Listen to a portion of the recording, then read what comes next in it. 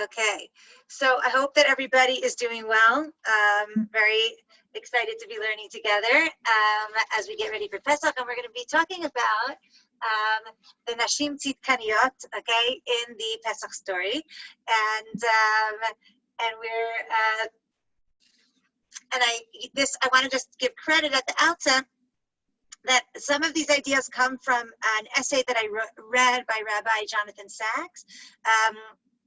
That I found very meaningful, and then some things that I added. I already don't remember which is which because I did this a while ago, but I just want to kind of say that from the beginning that a whole bunch of these ideas come from Rabbi Sachs. So if we think about who were the heroes, right, of the Pesach story. Okay, so we have the main hero, so to speak, with capital H, right, is Hashem, in that Hashem, obviously did all the miracles, took us out of Egypt, kept his promise, etc. But we have, if we think about who are the human heroes in this story, so I think if you asked kind of the average person, who's the human hero of the Pesach story, what would they say? Moshe. Yes, of course, exactly, Moshe. And Moshe indeed is the main human player in this story, right? He is the one whom Hashem sends and who performs the otot and who brings down the plagues and who leads the Jews out of Egypt. I mean, Moshe deserves the credit, right? Okay, for all that work, all that hard work, getting us out of Mitzrayim. But what we don't focus on so much necessarily, okay, we're what you don't think of maybe immediately, is the story of a series of heroines, a series of women who played important roles in the Pesach story, and I wanted to analyze them together and try to see what's unique about them. Why do we kind of put this all together, right? What does the halacha say about where do we get the idea that there are righteous women, bizchut nashim tzidkaniyot, right? So who knows where in halacha we bring that up, okay, in order to excellent. Okay, so Michal says rightfully that the reason that women are obligated in one of the mitzvot of the Seder is specifically because Afena Yuboto Hanes. So I want to because women too were involved in the miracle. So just to give clarity to that, women are obligated in the mitzvah of matzah. That's for sure, having nothing to do. That's just a mitzvah from the Torah that women are obligated in because we're obligated not to eat chametz. We're obligated to eat matzah. But specifically the mitzvah of the 4 cups, okay, of the Dalit Kosot, the 4 cups are the, I'm just going to write this note in the chat. 1 second, what have I done? Okay, sorry, just going to, oh gosh, okay, sorry, I'm having a little trouble with my thing here, okay? But anyway, I'm going to put this term in here that when it comes to the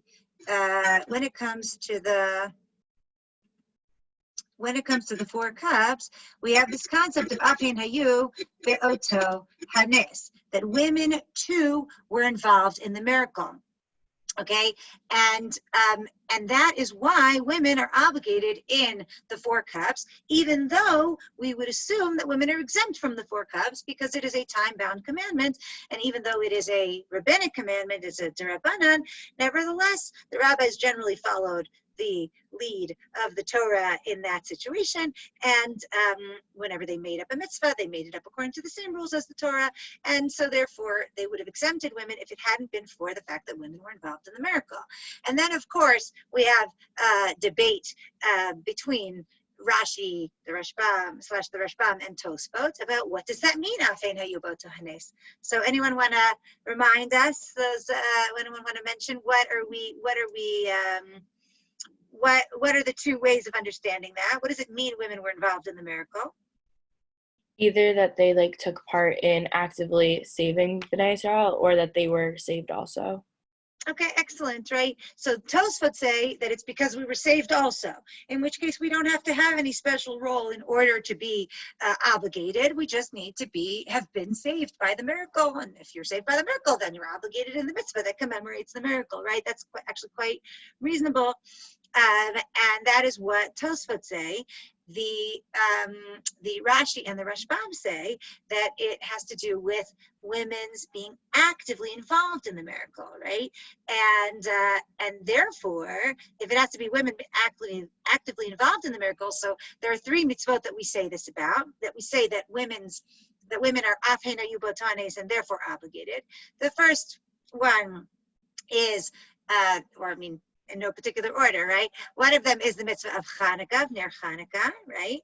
The women were also saved, women were involved in the story of Yehudit, okay?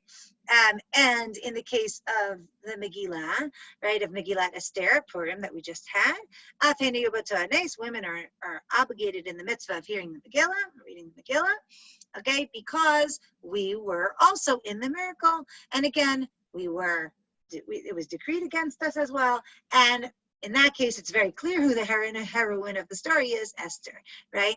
And in the case of Yetziat Mitzrayim, so again, we were involved in the miracle of being saved from Egypt because we also left Egypt. But if it's that we were involved in the miracle, where were we involved in the miracle? So it's there that we see this coming out. It's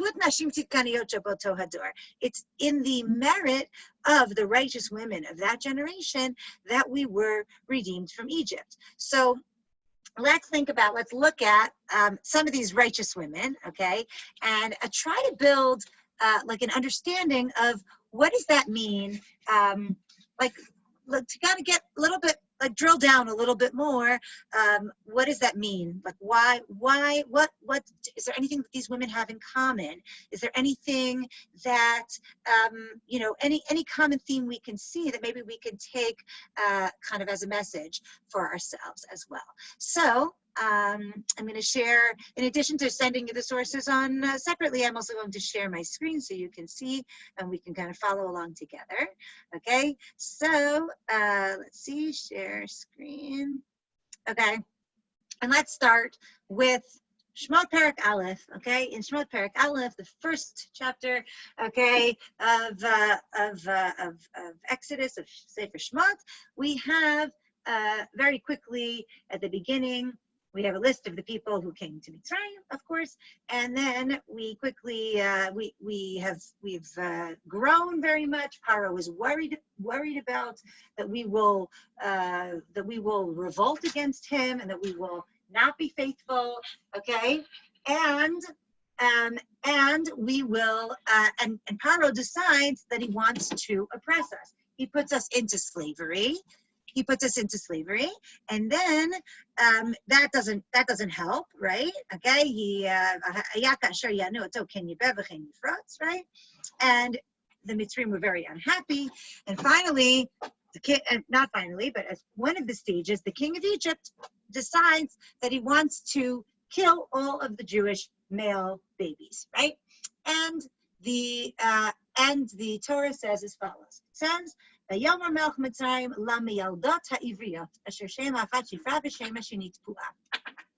that the king of Egypt says to the Me'aldot Ivriot, to the women, the midwives of the Ivriot, of the Jewish women. Okay, one of them was named Shifra, and one of them was named Tfuah. And he says,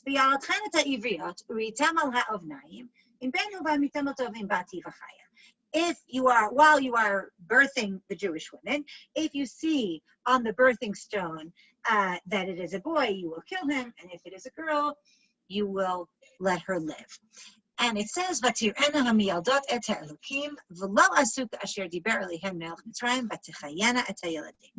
so these women feared God. They did not do what the king of Egypt told them to do, and they allow the boys to live. In the end, Melech Mitzrayim calls to them and says, what have you done? And they say, oh, to Paro, well, the Jewish women are not like the Egyptian women, ki chayot hena, they're like animals. Before the midwife even gets there, they just have the baby. And it says, okay, Hashem was very good to the Mialdot, and the nation grew, and Hashem saw that the Mialdot feared God, and he made them batim, okay, he made them houses. And then it says that Paro told his nation, we know the rest of the story, right? Paro ended up telling the whole nation to be part of this plan to kill all of the Jewish babies, this terrible, his final solution kind of thing that Paro decided to do to the Jewish babies. So let's have a look at these women, okay? First of all, do you think that these women were Jewish or Egyptian? Shifra and Pua. What do you think? Yeah, Yakira, what do you think? I feel like they probably weren't Jewish because I think that Paro wouldn't trust Jewish women to kill off Jewish children.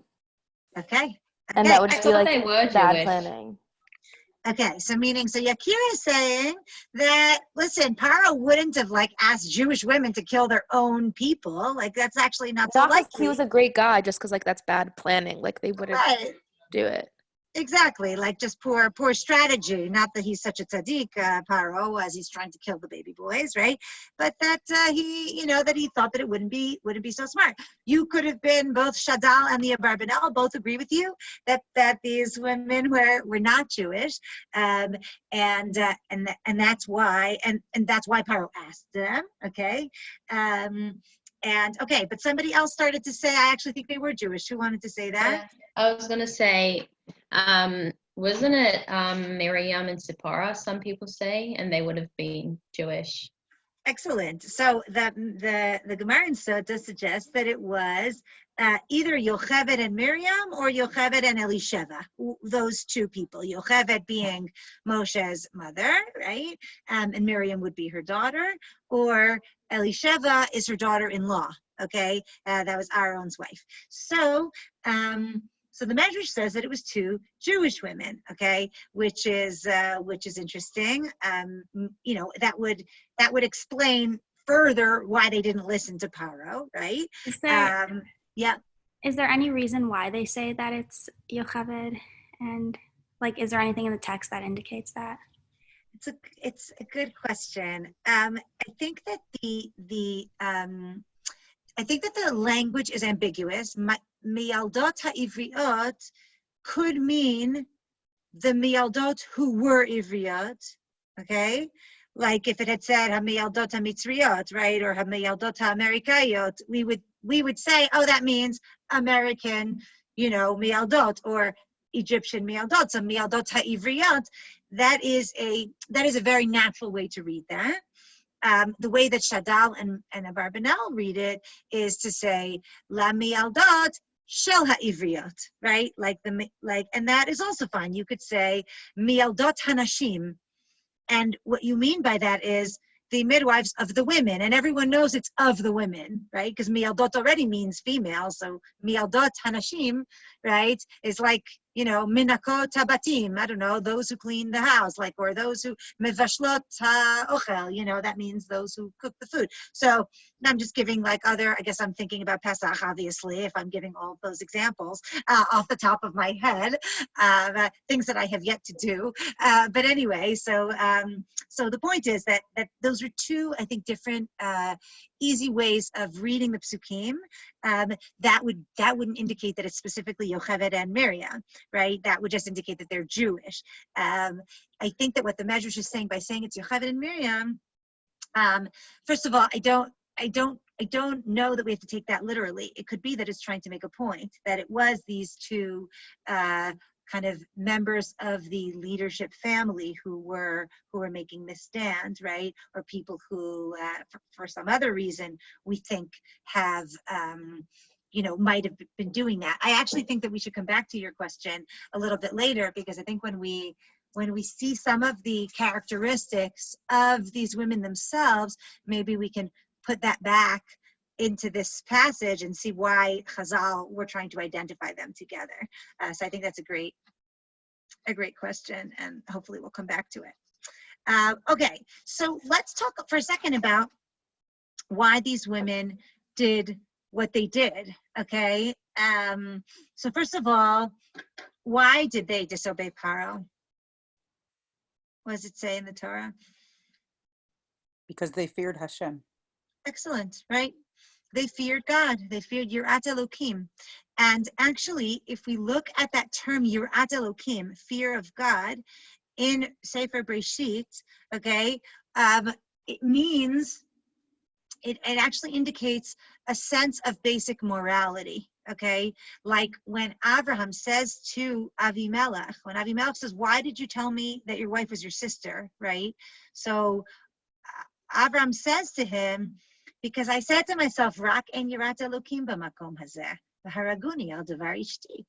I said to myself, there isn't any fear of God in this place, and they would kill me over my wife, meaning they would murder, okay? Like you guys, I thought you guys would murder, for the sake of a woman. And so therefore I didn't, I didn't trust you. So Yirat Elokim is a term often in the Tanakh for like a sense of there's somebody above me and I have to do the right thing, okay? I have to do what's right and what's proper. So these women did what's right and what's proper. Now, if we say that they were Egyptian, it's actually even more impressive, meaning they went against their own king, right, in order to do what's right and proper, right? What's the proper thing to do? If we say that they were Jews, right, then also they were under threat of, I'm sure that when Paro called to them and calls them to task and says, no, why did you do that, right? And they had to have a ready answer, and they make up a good answer. By the way, you notice their answer? What's clever about their answer? The double entendre of chayot. Excellent, right? What are the two meanings of chayot? Great. Animals, or just especially healthy. Right. Okay. So chayot could be especially healthy, and it's even more than that. A chaya is a woman who just had a baby. Okay, that's actually that's also a term for a woman, right? So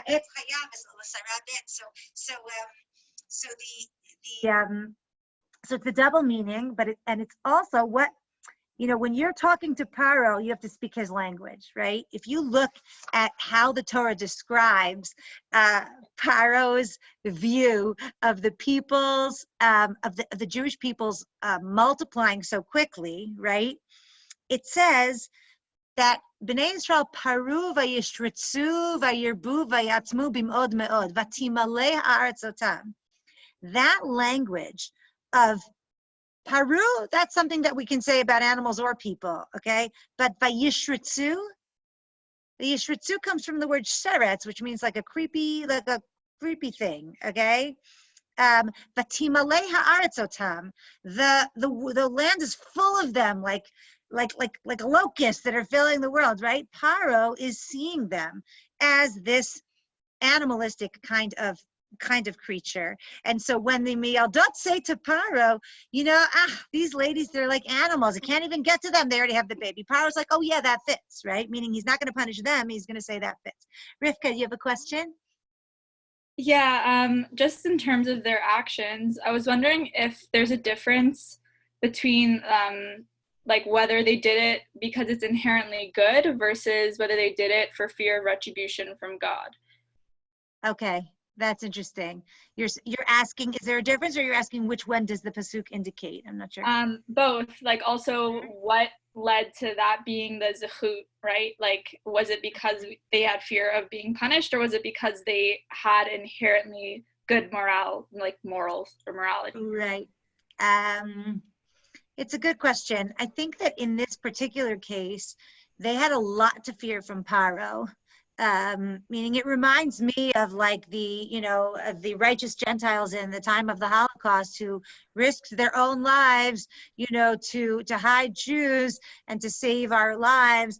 even though they could be killed for that by the Nazis. So you could argue that such people have such fear of God that they're more worried about the punishment in the next world than they are about the one in this world, right? But it feels more like it is kind of such a strong sense of what is right and wrong that they are willing to risk their lives in this world, for that. So I guess that's how I think about it. Yes, it's a mix of both, I guess.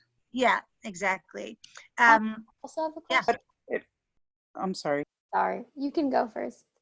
Just going to say that if we're really going to call them tzidkaniyot also, though, Yeah. maybe that gives us a hint of what their motivation was. Okay, right. I hear you, meaning they were really doing it for the proper best reason. Yeah. Rebecca, what did you want to say? Oh, I was just gonna ask, wouldn't they have been speaking to Paro in Egyptian, not in Hebrew? Like the double language, like how would that have necessarily been translated into another language?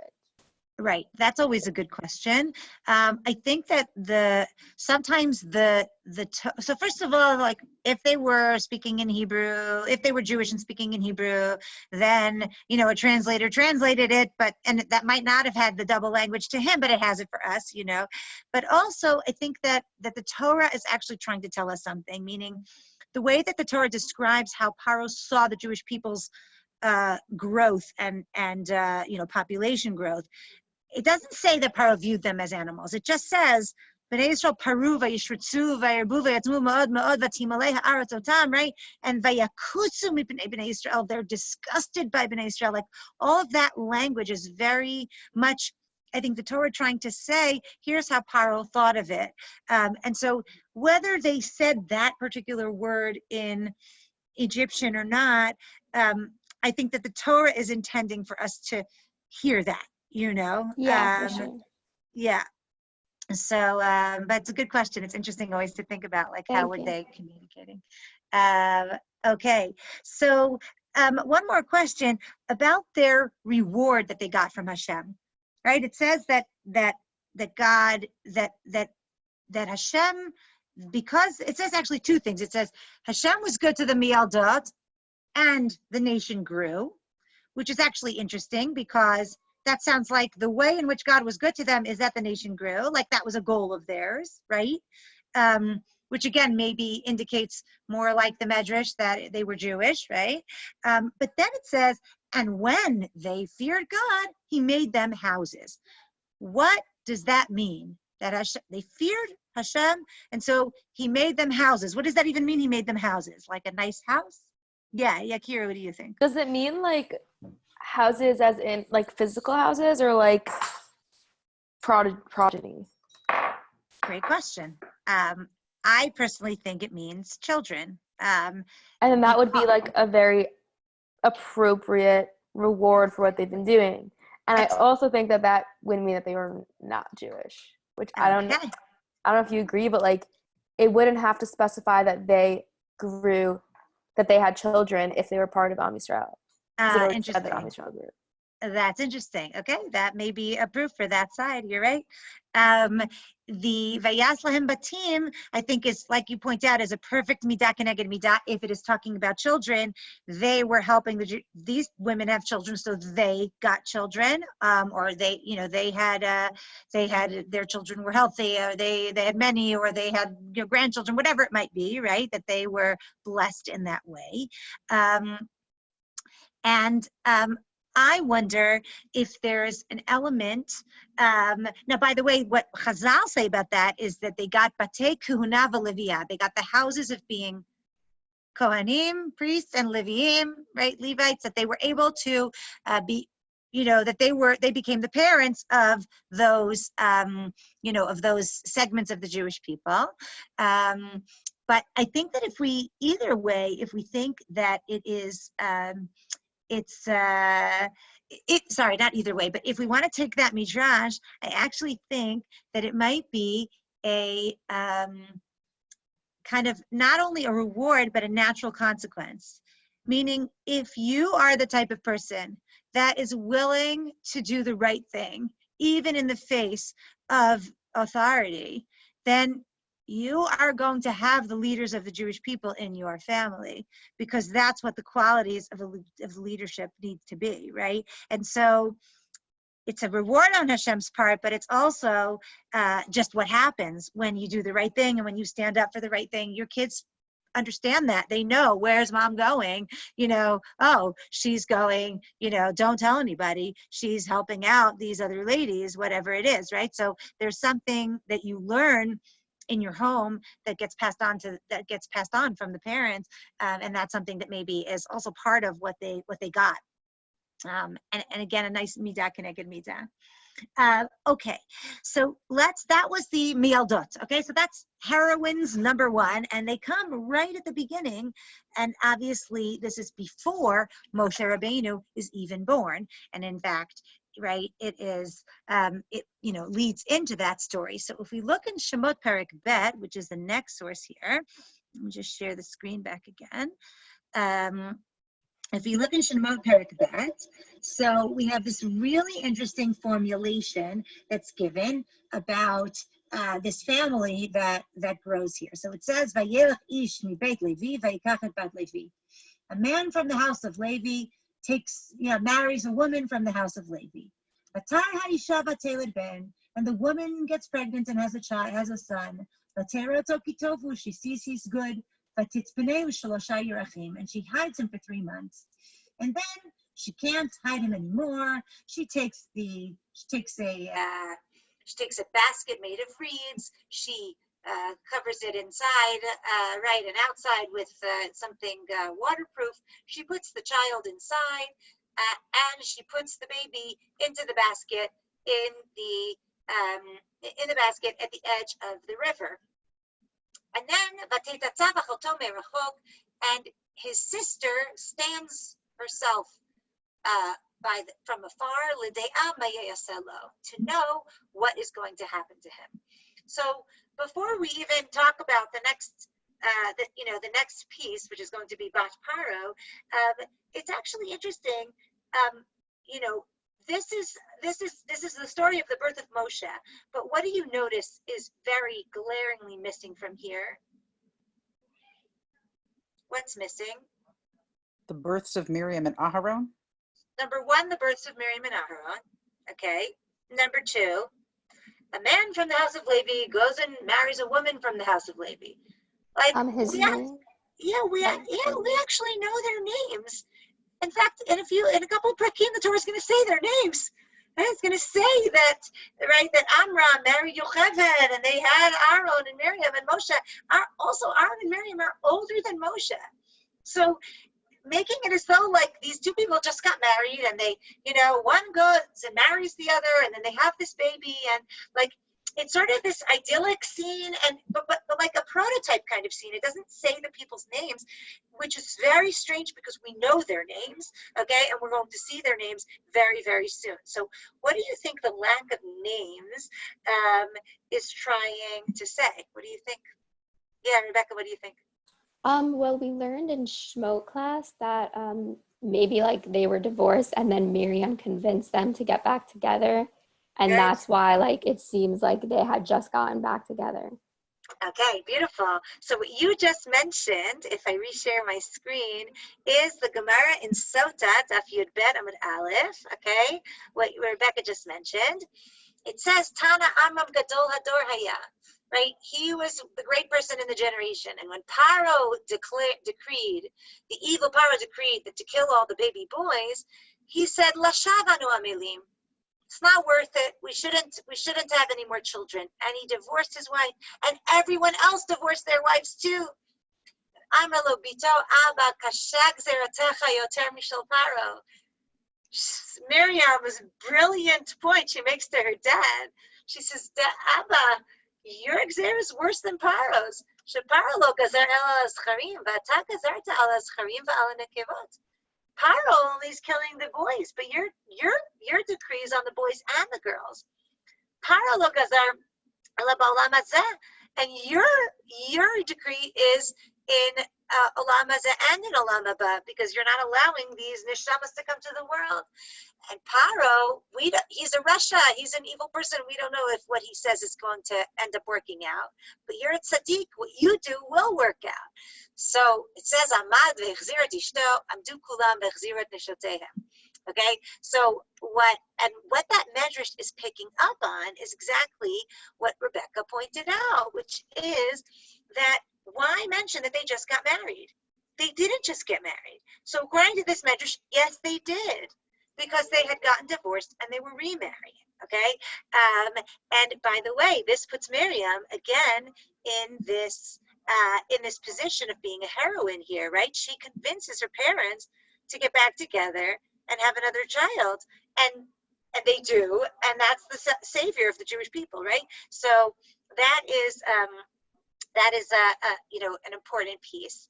I think also there's another element of a lack of names here, in that maybe it's trying to say that that there was a fear of being identified, right? Having children and finding them, and this whole thing is meant to be happening in hiding. But also maybe that it wasn't like, it's only because of the actions of the people that they became the great people that they were.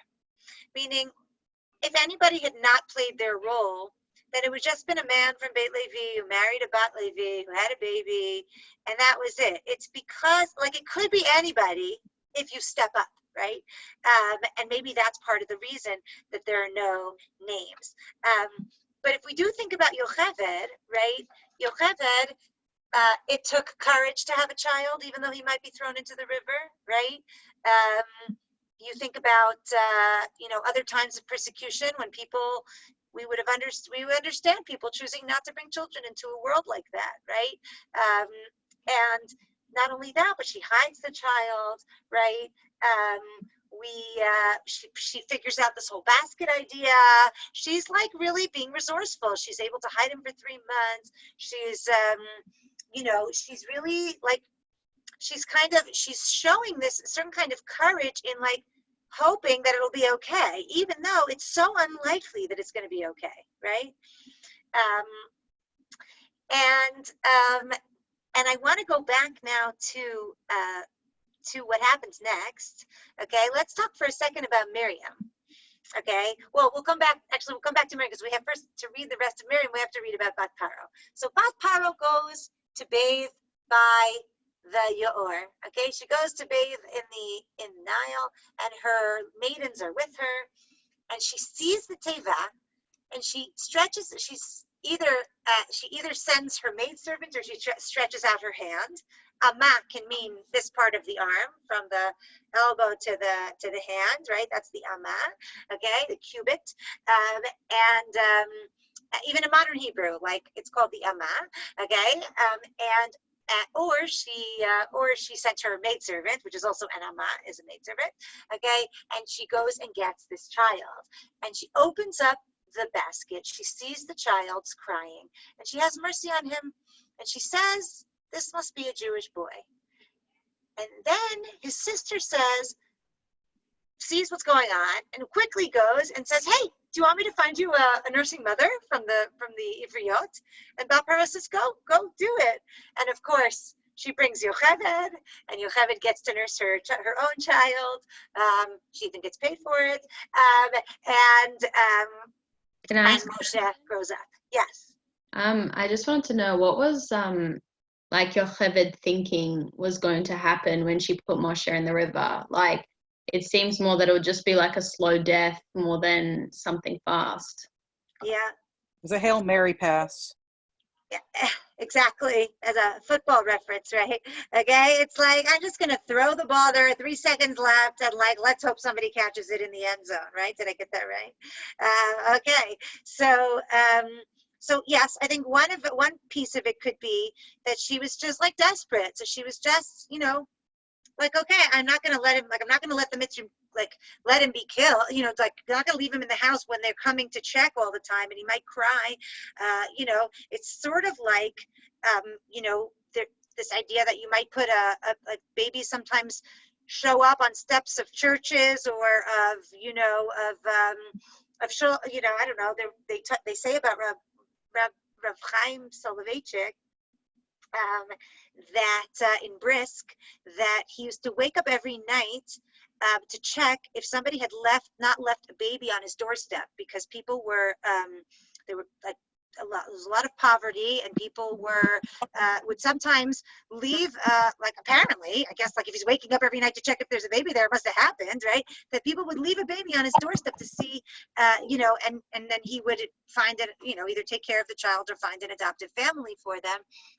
Actually, Rav Soloveitchik points this out in a book, in an article that he wrote, where he says that, like, Rav Chaim Soloveitchik was such a paragon of kindness that he was able to, couldn't sleep at night, because of these babies, so he kind of took it as mussar for himself. He's like, when I have a problem about, like, I think something is not moral enough, I realize, like, since I'm sleeping through the night fine, even though there are people in trouble, I guess I'm not a better person than Rav Chaim Soloveitchik. I better, kind of work on getting to greater knowledge like he had also. Anyway, but I think that might be what she was doing. There may be an element here also, I think, of Yocheved saying, Hashem, like, I've done what I can and now it's in your hands, meaning, like, put him on the river in a basket that can float, and just say, like, Hashem, help us out. Like, we've done our part. We now need you. And to sort of throw it out to Hashem.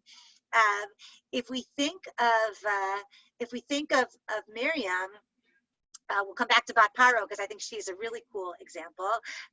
But if we just think of Miriam, let's think of her role. So number one, according to the Midrash, she convinces her parents to get back together.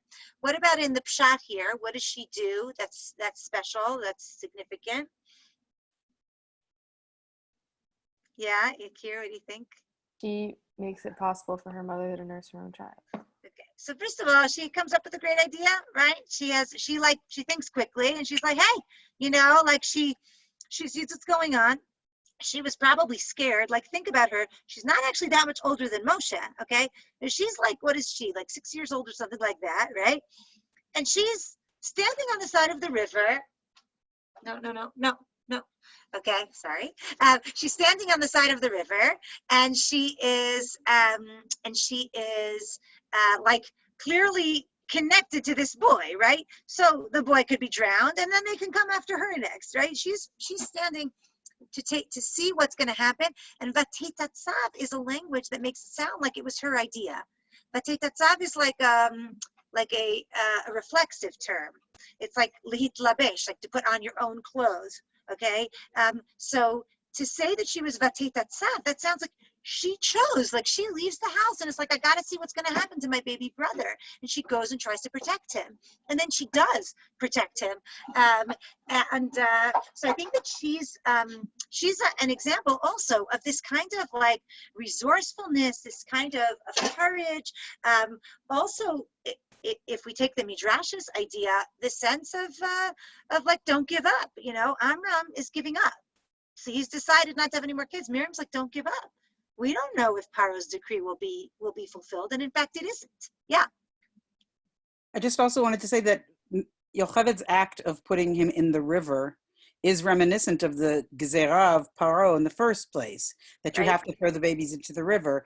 So it's like the tikkun of that almost. Yeah, I think so. Meaning, I think what she was doing is like, I put him in the river, he went into the river, like, just not in the way that Paro intended, but okay, that's a technicality, she's trying to use his own plan, but like you say, like a tikkun, like against him.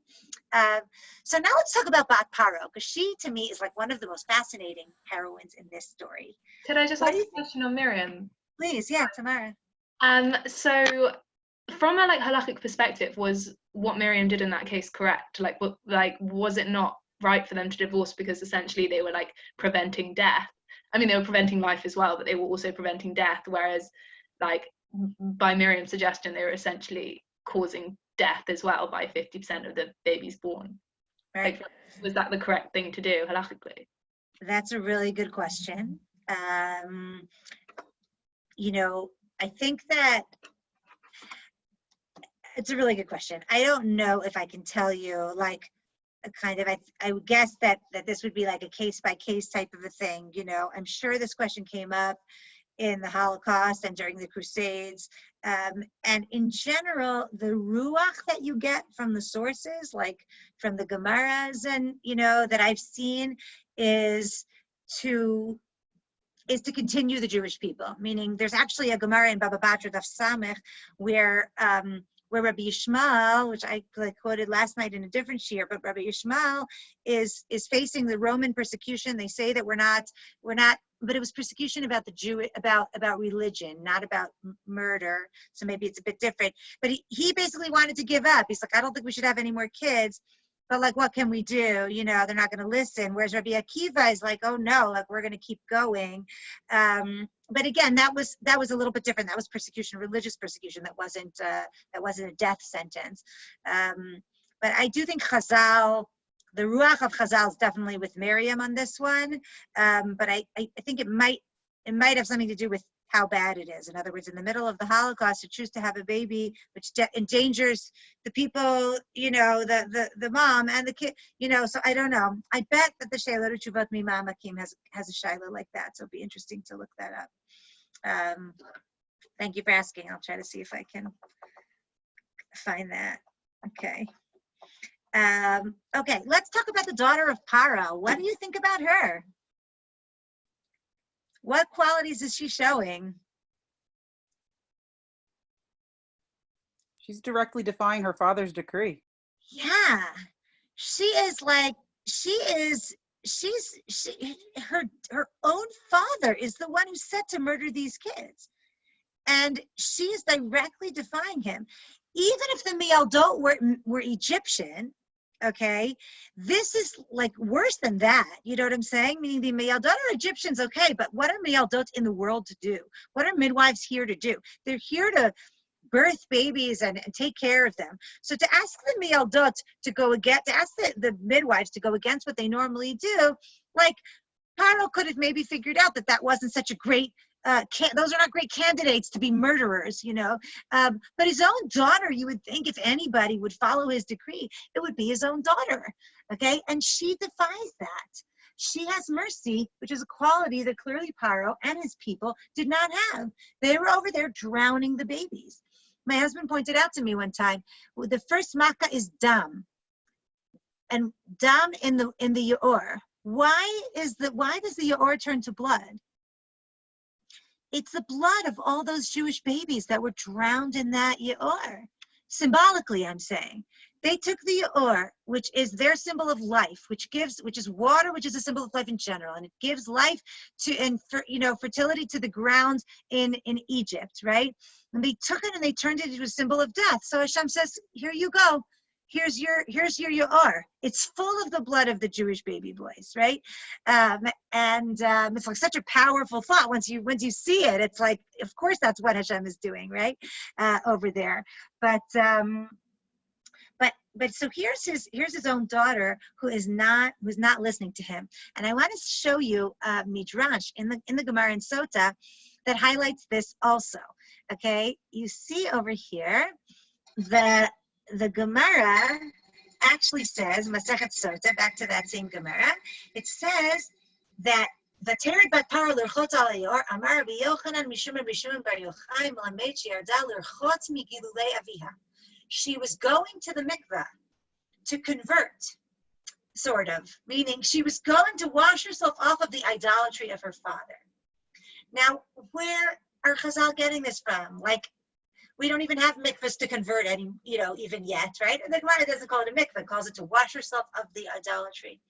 But I think what this medrash is trying to say is exactly what Susan said. She's defying her father. She is going against everything he said. She is turning her back on her dad, right? And choosing a different path. And then we have a little really interesting discussion in the Gemara, which we don't have time for, but you can look at it later, where her maidservants say to her, "What are you doing? Like, your father, you're your father's daughter. How could you disobey his decree?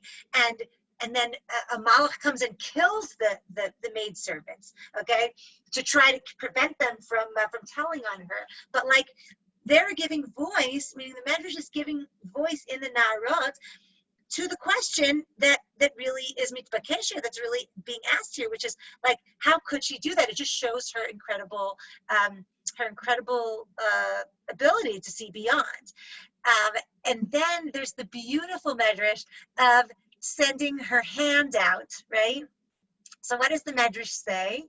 Okay, that here we go, that the ishtarbev ishtarbuve, okay, that there's this sweet Medrash that says that Bat Paro, when she stretched out her hand, what happened to it? We learned it in kindergarten, right? What happened to her arm? But it stretched out farther, right? It became so long. Now, I don't think that Medrash is meant literally, but what are Chazal trying to tell us? What do you think Chazal are trying to say?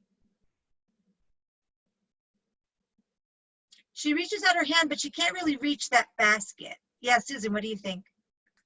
That it's her own personal agency. She's doing this all on her own. Maybe she didn't even trust her servants to do it, but really I think it's speaking about her intent and her agency. Okay, so I think number one, it's that her determination, she's going to do it herself, she's going to reach out.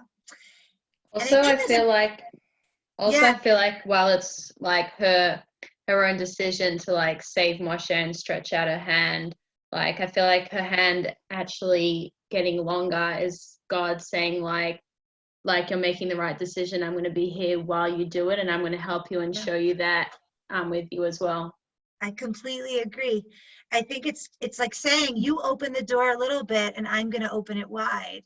Like, you do the right thing, you try. It might even seem impossible what you're trying to do, but I'll help you. But you have to at least try. Reach out your hand to try to get that baby. It's true it's too far, but then I'll make the wind blow in your direction. I'll make your hand grow, right? Whatever it is. But we have to do our part in trying to make the situation better. But Hashem responds in such a beautiful idea, right, that the Medrash is teaching us about, and it's so relevant to our own lives.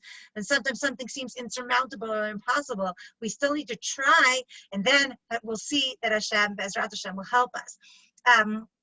So Bat Paro is this incredible, again, I think there's this incredible courage that she's showing and strength of character. She's going to do what's right, even though it's against her dad. There's another beautiful midrash that says here, Vatikrat Shemo Moshe, she calls his name Moshe. And isn't it interesting that the name that we call Moshe is the name that Bat Paro gave him? Like, his mom and dad probably gave him a name. He was with them for 3 months. What name did they give him? We don't know. That's in the nameless part of the story. The name was part of the story. Right? The Gemara actually says that they named him Tuvia, okay? That he was Tov, okay? He was good from God. But the Medrash says, Mikana talamet scharan shel gamlei chasadim. Okay? From here we see the schar, the reward to people who do kind deeds. Okay? That even though Moshe had a lot of names, the name that's given him in the Torah is the name that Bat Paro gave him, and even Hashem only calls him that name, as a reward to Bat Paro for the great chesed that she did. Okay, so we have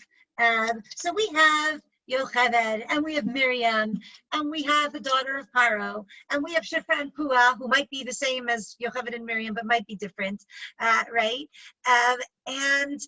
So we have all of these righteous women, all of these incredible people who did these wonderful things. The Gemara in Sota adds another group who have no name, and they're the original Nashim Tzidkaniyot. It says here, Darash Rav Avira, B'schar Nashim Tzidkaniyot Shaboto Hador Nigalu Yisrael Mitzrayim. That it's because of the righteous women that were in that generation that we were redeemed from Egypt. And who are these righteous women? The Gemara goes on to describe, again, that the husbands were exhausted from work and not interested in bringing children into the world. And they basically took care of their husbands. They went and they drew water and they warmed it up, and they and they fed them, and they washed their husbands, and they basically seduced their husbands, right, so that they would be with them and have children. And Hashem rewarded them. They went out and they had their children under the tapuach tree. Okay, and what do we eat at the Seder? That's zecher letapuach, the charoset that's made of apples. Okay, according to some traditions, and that is because it's under these apple trees that they gave birth to their children, or were with their husbands. They go back there, they have their children. Hashem makes a miracle. They have many children at once, and they are, and then he takes care of the children, and they come back, and the children are the ones that can see God first at the Yam Suf. They point to Hashem and say, Zeki Livan, I know Hashem because I've seen him before, because Hashem took care of me. Okay, so if we want to try to like step back from all of this and put it together, what do all these women have in common? What do you think all these women, what do they all share? Oh, there's actually one more. I forgot. There's one more case where the women, well, I guess I'll give that to you after we say what the quality was. What do you think is the quality? Maybe that they put themselves aside and take a risk for the greater population. Okay, so great. I think putting themselves aside and taking a risk for what's right is definitely one thing that they all share. A certain kind of courage, fortitude. Okay, what else? They also like went against authority and went against what they were told to do. Excellent. They went against authority. They were willing to think for themselves, not only do what they were being told to do. Excellent. Independent women. Okay. What else? Literally in the things that they do, they're all like contributing to the long-lasting nature of the Jewish people. Like they're all doing something to save the children. Excellent. They're all investing in children. It's really interesting. The Mialdot. And Miriam convincing her parents to have kids, and Yocheved having a child and saving the child, and Miriam watching the child, and Bat Paro taking care of the child, right? They're all investing in the future, right? And they're all showing a kind of, what I want to say is hope and faith that things will get better. They're not just accepting the situation as it is. They're saying, I'm going to have kids. Okay, like I'm going to hide the baby, even though, what are my chances? I'm going to put him in the river. What are my chances? I'm going to stand by the river, right? But Paro might not have known either that her father was going to just accept this new child in the house. You think Paro just thought she found a baby, whatever? He obviously chose to turn a blind eye because it was his daughter or whatever, right? Okay, there's this sense, I think, of like a kind of, hope and faith. And if you actually, there's another case where we see that, and that is when Miriam, after the Kriyat Yam Suf, right, Miriam leads the women in dancing, and they all have drums and tambourines, right? And so Rashi, the Medrash, asks, where do they have drums and tambourines from? Like, I don't know, they were running out of Egypt. Like, it's just kind of like a funny thing, like, grab the drum on your way out, like, it's just interesting that they would have chosen those items.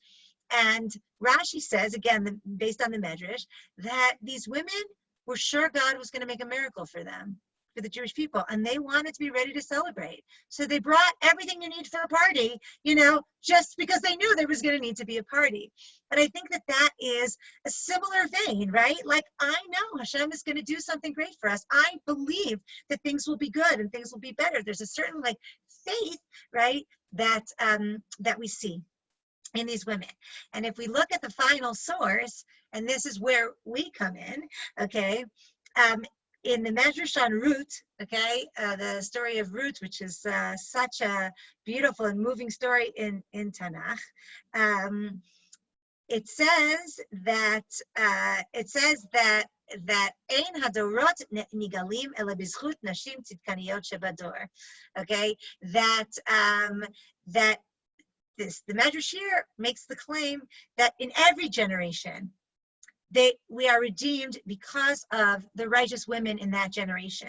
Now, I don't know if that means just the righteous women, or if that's trying to make this point of if all of us, men and women, act like the righteous women, right, did in these stories, show courage, show willingness to buck authority when the authority is doing the wrong thing, show belief in the future and hope and faith, that is what will bring us out of the darkness, right, and into greater light. And so I want to end with the tefillah that we will, please God, be redeemed soon from the crazy situation that we are all as a world in right now, and be redeemed from that, find health and healing for the entire world, and that each of us will have a personal redemption from whatever we are struggling with as well.